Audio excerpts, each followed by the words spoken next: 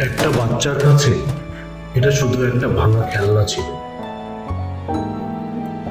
একটি ধনী পরিবারের ছোট্ট ছেলে তার প্রিয় লাল খেলনা গাড়ি নিয়ে খেলছিল।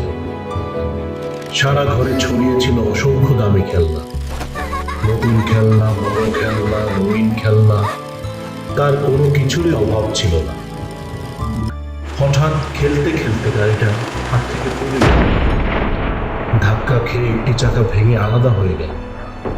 ছেলেটি গাড়িটা তুলে দেখল, একবার চালানোর চেষ্টা করল, কিন্তু গাড়িটা আর ঠিক মতো চলল না। সে মুখ বাঁকিয়ে বলল, নষ্ট হয়ে গেছে। তারপর এক মুহূর্ত না ভেবে খেলনাটা বাইরে ডাস্টবিনে ফেলে দিল। কিছুক্ষণ পর রাস্তা দিয়ে যাচ্ছিল একটি গরিব ছোট্ট ছেলে তার মায়ের সঙ্গে। ডাস্টবিনে লাল কিছু একটা দেখে সে থেমে গেল। সাবধানে ভেতর থেকে খেলনা গাড়িটা বের করল। তার চোখে যেন আনন্দ ঝলমল করে উঠল।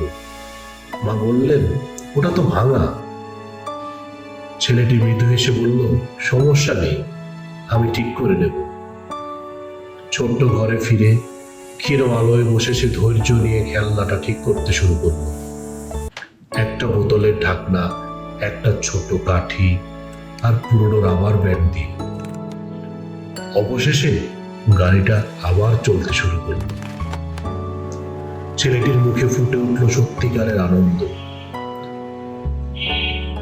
যা একজনের কাছে আবর্জনা, তাই অন্য কারো কাছে হতে পারে পৃথিবীর সবচেয়ে মূল্যবান জিনিস। কৃতজ্ঞতা জিনিসের দামে নয়, হৃদয়ের দৃষ্টিতে লুকিয়ে থাকে।